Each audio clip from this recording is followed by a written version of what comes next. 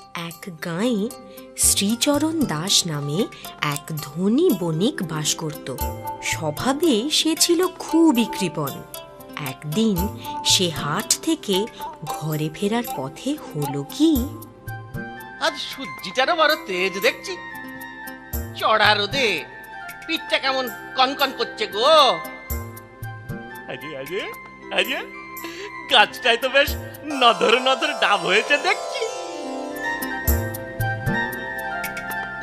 কি হলো কর্তা, যেতে যেতে দাঁড়িয়ে পড়লে? ডাব খাবে নাকি পেরে দেব? এ দেবে? আরে দাও না গো, দিলে তো ভালোই হয়। বড় তেষ্টা পেয়েছে গো। 6 আনা মজুরি দিতে হবে কিন্তু। হ্যাঁ কি বললে? বলি পয়সা কি খোলাম কুচি নাকি? হ্যাঁ কি এমন বেশি চাইলুম? এই কাঠ ফাটা রোদে ওই লম্বা গাছ বেয়ে ওটা কি 4টিখানি কথা? ঠিক আছে ঠিক আছে, পারলে পারো, না পোষায় তো পারো না, বাস। তাহলে 6 আনা দেবে না? বলুন তো না। এ কি কিপটে রে বাবা? এই এই, কি বললি রে হতভাগা? বললুম কিপটে, কিপটে বললুম গো তোমায়। কি? যত বড় মুখ নয় তত বড় কথা। দাঁড়া পাজি নচ্ছা, আজ তোর একদিন কি আমার একদিন।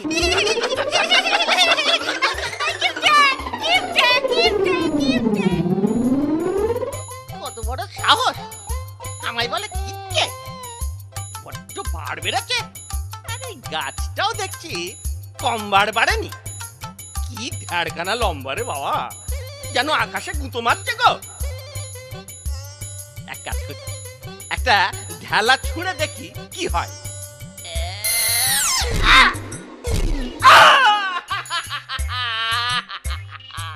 ও মা গো, ও বাবা গো। না না না, এবার আমি নিজেই গাছে উঠবো। সেই ছেলেবেলায় কত গাছ বেয়েছি। হ্যাঁ, অনেকদিন অভ্যাস নেই যা, চেষ্টা করে দেখি না খেতে কি। হ্যাঁ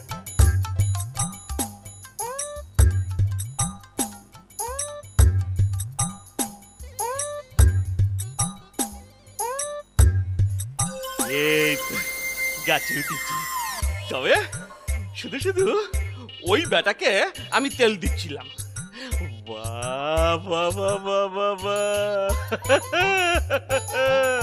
ডাবগুলো শুধু জল নয়, ভালো শ্বাসও আছে মনে হচ্ছে।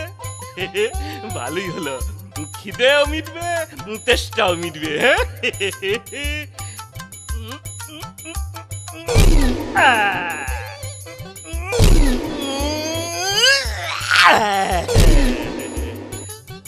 বাবা গো, বাবা গো, নিচের দিকে তাকালে মাথাটা আমার কেমন বনবন বনবন করে ঘুরতেছে গো। শেষমেশ পড়ে গিয়ে বেঘরে আমার পরানটা যাবে না তো। মা মা বিপত্তারিণী, মা বিপত্তারিণী গো, রক্ষা করো মা।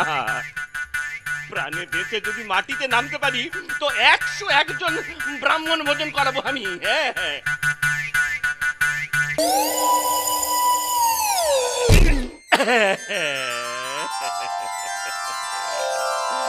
জাগোয়া, জোর বেঁচে গেছি। হ্যাঁ, কিন্তু প্রাণের ভয়ে 101 বামুনের কথা বলা আমার বোকামু হচ্ছে। মা বিপত্তারিণী গো, মা বিপত্তারিণী, অপরাধ নিও না গো মা। ঠিকঠাক করে আমায় মাটিতে নামিয়ে দাও মা গো। 101 না হলেও 51 জন ব্রাহ্মণকে আমি নিশ্চয়ই খাবো।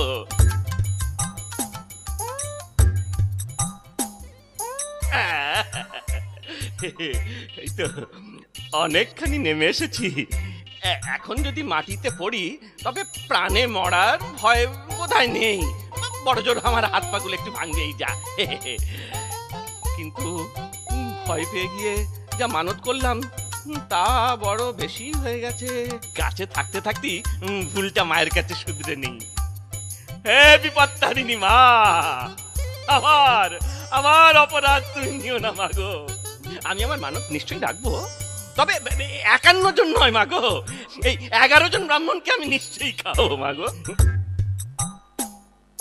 বাবা, বাঁচলাম। কি ডাবগুলো তো সব ফেটে চৌচির হয়ে গেছে গো। কি আহাম্মকের কাজ করলুম রে বাবা। এখন শুধু শ্বাস খেয়েই সন্তুষ্ট থাকতে হবে আমায়। এদিকে এদিকে মানত করলাম 11 জন ব্রাহ্মণ ভোজন করাবো। ছি ছি ছি ছি ছি ছি ছি, যাহা লোকসান হয়ে গেল গো। কিন্তু মানত যখন করেছি ডাকতেই হবে, সে বামুন খাওয়ালেই তো হলো। তা 11 জনই হোক আর 1 জনই হোক। বিপদ তারিণী মা গো, এই শেষবারের মতো তোমায় বলছি গো, আমার কথার কোনো নড়চড় হবে না গো। শুধু শুধু একটু সূর্য নিতে চাই। 1 জন ব্রাহ্মণ ভোজনের ব্যবস্থা আমি করবই করব। হ্যাঁ হ্যাঁ মা গো, আমায় ভুল বুঝে না মা। না বিপদ তারিণী গো, তোমার অশেষ করুণা মা।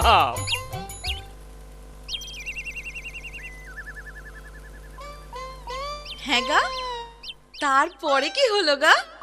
কি আর হবে গা, লোভে পড়ে কি বোকামনটাই না আমি করলাম গো। একেবারে ডাহা লোকসান হয়ে গেল গো। তুমি পরানি বেচেছো, সেটাও বা কম কি বলো? তা যা বললে, যাক ওসব লাভ লোকসানের কথা এখন যাক। এবার মানত রাখতে কাকে খেতে বলি বলো তো গিন্নি? আমি বলি কি, আমাদের ঘরের কাছেই তো নিবারণ চক্রবর্তী থাকে, তাকেই বলো না। তুমি খেপেছ গিন্নি।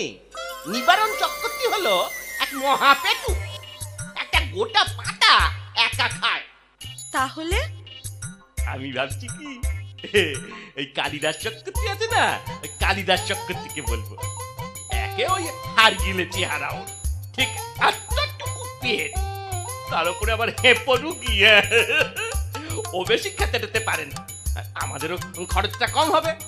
সেই ভালো, তবে ওকেই বলে দাও। এখন যাই, কালী চক্রবর্তীকে বলে আসি, কাল দ্বীপরে খাবার গিলে আমার 14 পুরুষ উদ্ধার করতে।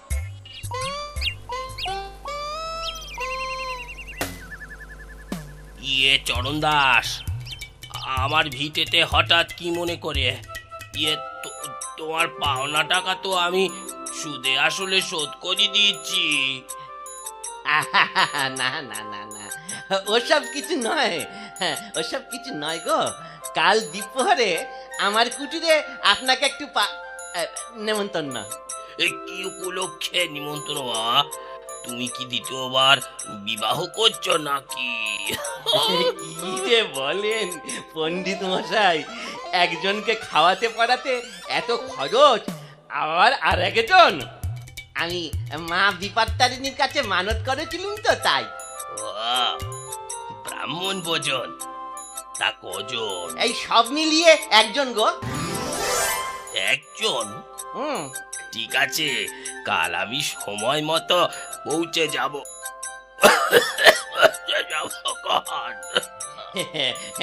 আজ তাহলে আমি আসি ঠাকুর মশাই। এসো।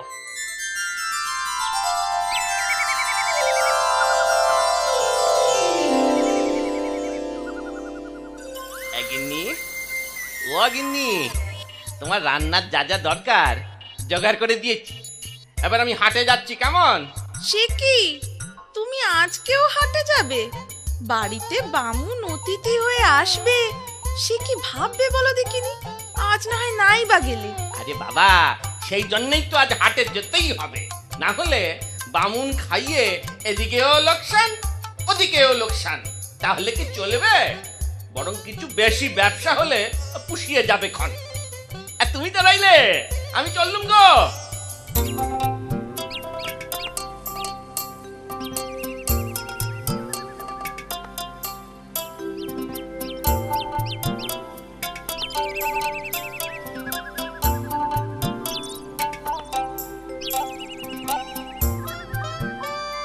আরে, আমাকে দুপুরবেলা খেতে বলে চরণ বণিক হনহনিয়ে চললো কোথায়?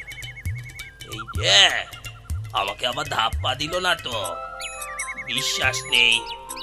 যাই যাই, চরণের ঘরে গিয়ে দেখি আসি।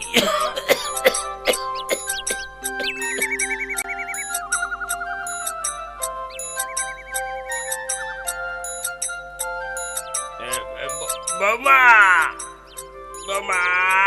আসুন আসুন আসুন ঠাকুর মশাই, আসুন, বসুন। ব্যস্ত হইও না বৌমা, আমি এখন বসবো না। চরণকে হনহনিয়ে যেতে দেখলাম, আমাকে দুপুর বেলা খেতে বলে গেল কোথায়? আসলে উনি গেছেন একটা জরুরি প্রয়োজনে। আপনি কিচ্ছুটি ভাববেন না, আমি তো আছি। আপনার যত্নের কোনো ত্রুটি হবে না। সে আমি জানি জানি, তার সব নিয়ম কানুন জানো তো। বামুন ভোজনের অনেক আচার বিচার আছে কি না? আচার? হ্যাঁ। না, আচার তো নেই। হ্যাঁ? চালটা টক করবো ভাবছিলাম। আরে না না, আমি সে আচারের কথা বলিনি কো। এই ধরো ব্রাহ্মণ ভোজন করালে কমপক্ষে 7 পদ রান্না করতেই হবে। এছাড়া 9 রকম ভাজাভুজি, খাবার সময় প্রণামী, খেয়ে যাবার সময় দক্ষিণে। এসব তো চাই চাই, না হলে ঘরের অকল্যাণ হবে যে।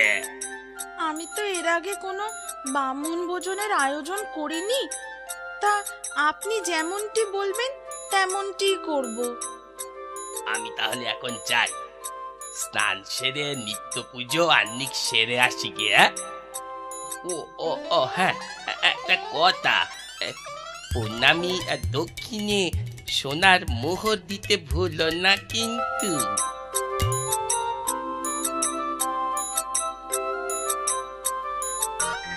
শোনো গিন্নি, মাথার দুটো চুল ছিঁড়ে দাও তো। এই দিচ্ছি। আহা, করো কি, আমার নয়, তোমার মাথার চুল। মলোজা, আমার মাথা চুল দিয়ে তোমার কি হবে বলো দেখি? কথা না বাড়িয়ে যা বলছি তাই করো না, কাজে লাগবে বলেই না চাইছি।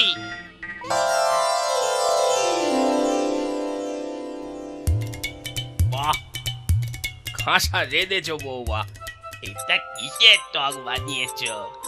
চালতার টক ঠাকুর মশাই। চালতার টক না চুলের টক? হ্যাঁ, এ তো দেখি চুল ভাসছে। এখন কি হবে? ত্রুটি যখন ঘটিয়েছ, পাপ খণ্ডাতে গেলে প্রায়শ্চিত্ত তো করতেই হবে মা। আমায় 101টি মোহর দিলে পাপ কেটে যাবে, কোনো দোষ লাগবে না। 101টি মোহর? হ্যাঁ, যা নিয়ম তাই তোমায় জানালাম। এখন তুমি বিচার করো, ঘরের কল্যাণ চাও না অকল্যাণ? আমি তো ঘরের কল্যাণী চাই ঠাকুর মশাই, আপনাকে 101টি মোহরই দেব। এই তো লক্ষ্মী মা আমার, শতপুত্রের জননী হও মা। মিনি, মন দিয়ে শুনছো তো সব? যা যা বলছি তাই তাই করো, ভুলো না যেন। ভুলবো না গো, ভুলবো না। যাই বাইরে গিয়ে দেখি কিপটে বণিক আসছে কিনা। তুমি শুয়ে আরাম করো তো দেখি। আমার সঙ্গে চালাকি, আমার পয়সা হাতিয়ে আমার ঘরের কল্যাণ। দাঁড়া, একবার বাগে পাই, দেখাচ্ছি তোকে মজা। ও মা গো, আমার কি সর্বনাশ করলে গো।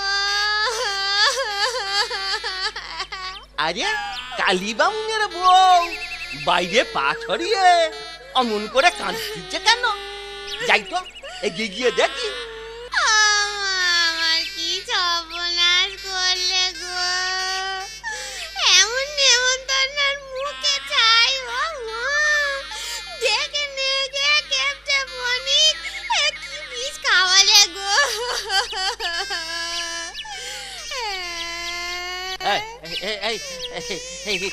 কি হয়েছে কি বামুনের? আর কি হয়েছে, আপনার বাড়ি থেকে ফিরে রক্ত বমি করে ঘরে আধমরা হয়ে শুয়ে আছে গো।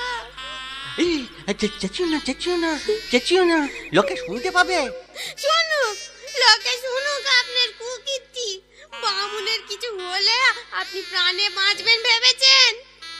সেটি হবে না, আমি রাজার কাছে নালিশ জানাবো, আপনাকে শুলে চড়াবো। সে চড়িও খন, কিন্তু বদ্যি না দেখে কাঁদলে পরে কি চলবে?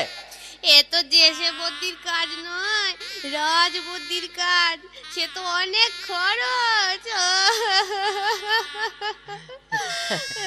কাঁদে না, কাঁদে না, কাঁদে না, ছাড় ছাড় ছাড়। এই নাও দুটো মোহন নাও, রাজবদ্যি ডাকো। দুটো মোহরে কাজ হলে কি আমি আর পা ছড়িয়ে কাঁদুম? কম করে 200 মোহর লাগবে। 200 মোহর? হ্যাঁ, 200 মোহর। 200 মোহর? 200 200 মোহর। ঠিক আছে, ঠিক আছে, 200 মোহরই দিচ্ছি তোমায়। কাঁদে না, কাঁদে না, ছাড় ছাড়। এই না, এই না, 200 মোহর নাও। দিন, দিন। আমি এক্ষুনি ছেলে গোপালকে রাজবদ্দি ডাকতে পাঠাচ্ছি। দেরি করো না, দেরি করো না, তাড়াতাড়ি পাঠাও। যান তাহলে। হ্যাঁ, তাই ভালো। আমি এবেলা যাই। হ্যাঁ, এ বিপত্তারিণী মা, মা গো, বামুন ঠাকুরকে প্রাণে বাঁচিয়ে তোলো মা। বামুন ঠাকুর না বাঁচলে রাজা যে আমার শুলে চড়াবে গো। শুলে চড়ালে আমি শুনেছি ভীষণ লাগে। ও বাবা গো, না না, শুলে টুলে আমি উঠতে পারবো না গো। ঠাকুর, বিপত্তারিণী মা গো, বামুন ঠাকুরকে তুমি বাঁচিয়ে তোলো। হ্যাঁ, এবার আমি তোমার কাছে সত্যি সত্যি মানত করছি মা, যদি বামুন ঠাকুর বেঁচে ওঠে তবে আমি 101 জন ব্রাহ্মণ ভোজন করাবোই করাবো। এই মানত আমার নড়চড় হবে না গো মা। মা, মা গো, একটু মুখ তুলে যা মা, মা গো। আমার কথাটি ফুরলো, নোটে গাছটি মুড়লো। ঝুলি এইবার খুলবে, শোনো শোনো ঠাকুমা গল্প বলবে। ঠাকুমা ঝুলি খুলবে, মজার গল্প বলবে। ঠাকুমা ঝুলি খুলবে, মজার গল্প বলবে।